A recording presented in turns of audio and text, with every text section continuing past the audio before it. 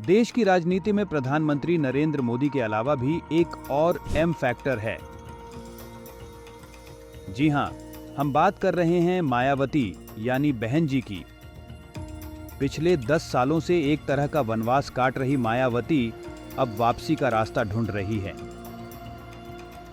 उत्तर प्रदेश ही नहीं, देश के एक बड़े हिस्से में दलितों की सबसे बड़ी नेता मायावती एक नहीं तीन बड़ी मुश्किलों से लड़ रही हैं। और इसके बीच में उन्हें अपने लिए नया रास्ता निकालना है। तो कौन सी हैं वो 3 दिक्कतें और क्या वो इनसे लड़कर वापस अपनी जगह बना पाएंगी? आज के वीडियो में हम इसी पर बात करने वाले हैं। तो इस वीडियो को अंत तक जरूर देखिएगा ताकि आपको मायावती, दलित राजनीति और उत्तर प्रदेश की राजनीतिक तस्वीर पूरी तरह से समझ आ सके। 1995 में देश के किसी भी राज्य में पहली दलित मुख्यमंत्री मायावती का जलवा 2007 तक इतना ज्यादा बढ़ चुका था कि लोग उन्हें देश के भावी प्रधानमंत्री के तौर पर देखने लगे थे। उन्होंने दलित के साथ मुस्लिम और यहां तक कि ब्राह्मण तक का ऐसा कॉम्बिनेशन बना लिया था कि 2007 के यूपी इलेक्शन में वो 200 सीटें लाकर पूर्ण बहुमत के साथ मुख्यमंत्री बन गईं। लेकिन इसके बाद से वो लगातार नीचे जाती रही हैं। उनकी पार्टी का प्रदर्शन कमजोर दिखा है। तो हुआ क्या? देखिए, सबसे बड़ी बात ये हुई कि यूपी के दलित वोट पर उनकी पकड़ कम हुई है। राज्य में कुल 20% दलित वोटर हैं और सब उनके कब्जे में थे। यहाँ तक कि इसी वजह से एक समय देश के 8% वोट मायावती को मिले थे। लेकिन अब इस दलित वोटर का 40% ही उनके साथ मजबूती से खड़ा है और ये है मायावती का जाटव वोटर। लेकिन बाकी में से ज्यादातर बीजेपी के साथ हो लिए हैं और यही है मायावती की समस्या नंबर 1। इसी समस्या की वजह से 2009 में 20 सीट पाने वाली बहुजन समाज पार्टी को 2014 में एक भी सीट नहीं मिली। 2019 में उन्होंने समाजवादी पार्टी से समझौता किया तो उनको 10 सीटें मिल गईं। लेकिन इसकी वजह ये थी कि उनको अपने वोट के साथ साथ समाजवादी पार्टी के भी कुछ वोट मिल गए।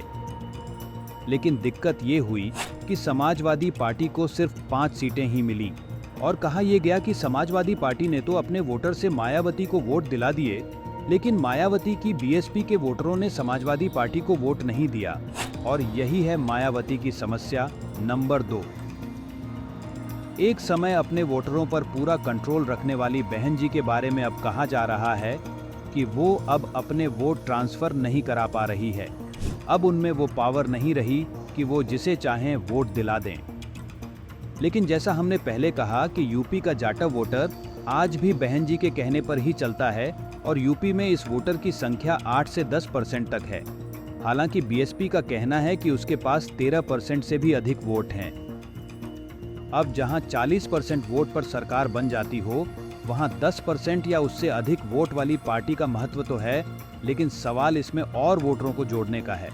और यहीं पर आ रही है मायावती की तीसरी मुश्किल। बीजेपी से वो जुड़ नहीं सकती क्योंकि बीजेपी अभी यूपी में सबसे ताकतवर स्थिति में है और उसको किसी बड़ी पार्टी की जरूरत नहीं है। समाजवादी पार्टी के साथ मायावती का इतिहास अच्छा नहीं रहा है। हर बार ये गठबंधन टूटा है।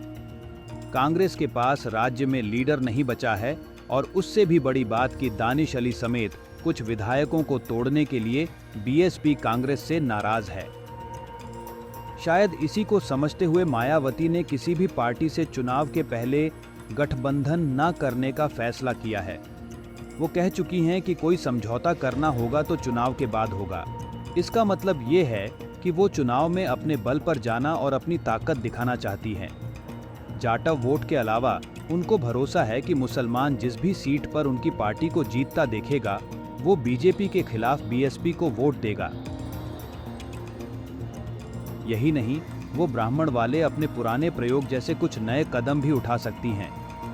मायावती को ये भी पता है कि युवा दलित वोटर में उनकी अपील कम हुई है और बहुत सारे युवा बीजेपी से जुड़ रहे हैं।